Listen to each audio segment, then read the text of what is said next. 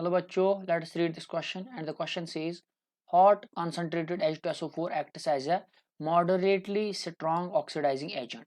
यानी हमारे पास जो hot concentrated H2SO4 होता है वो एक्ट करता है strong oxidizing agent। ये ऑक्सीडाइज करता है बोथ मेटल्स और नॉन मेटल्स को। Element which gets oxidised by concentrated H2SO4 into two gaseous products is, यानी वो एलिमेंट जो ऑक्सीडाइज होता है बाय किससे, कंसंट्रेटेड H2SO4 से इनटू किस में, दो गैसियस प्रोडक्ट्स में, वो कौन सा है? Option E is copper, option B is zinc, option C is sulphur and option D is carbon. तो हमारे इस क्वेश्चन का जो की कॉन्सेप्ट होगा, जो इस हमारे का क्वेश्चन का की कॉन्सेप्ट होगा, दैट इज जो H2SO4 होता है, H2SO4 acts as a strong oxidizing agent, strong oxidizing agent and और क्या करता है, oxidizes both metals को भी and non metals को भी and non metals।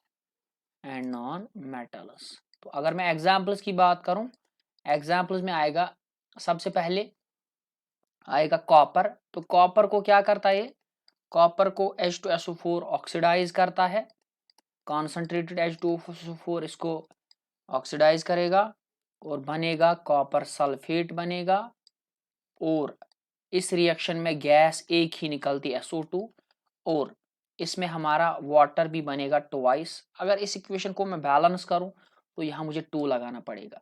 तो यहाँ हमारा एक ही गैसवस प्रोडक्ट बना SO2, और ये SO2 क्या होता है, ये गैस होता है हमारा।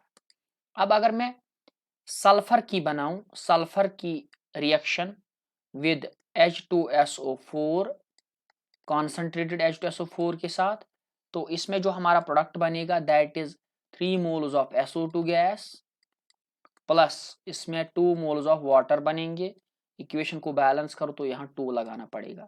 इसी तरह अगर मैं कार्बन की रिएक्शन कर रहा हूँ H2SO4 के साथ, यानी H2SO4 कॉन्सेंट्रेटेड ऑक्सीडाइज करेगा कार्बन को भी, किसमें करेगा, यहाँ से हमें दो गैसेस मिलते हैं, एक तो कार्बन डाइऑक्साइड गैस मिलता है और एक हमारा SO2 गैस मिलता है। तो इसको बैलेंस करने के बाद यहाँ पे आएगा ट्वाइस वाटर और यहाँ पे लगेगा 2 लगेगा।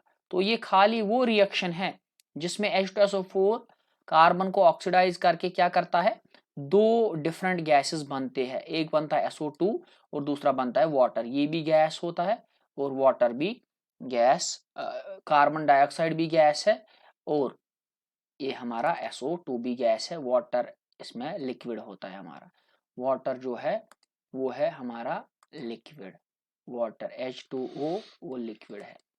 तो इसके बाद जिंक जो है हमारा, जिंक जब H2SO4 के साथ रिएक्ट होता है तो कॉन्सेंट्रेटेड H2SO4 जिंक को ऑक्सीडाइज करता है जिंक सल्फेट में, और वहां से SO2 एक ही गैस निकलती है और वाटर निकलता है। तो अगर बैलेंस करूं तो यहाँ पे ट्वाइस लगाना पड़ेगा, ठीक है ना।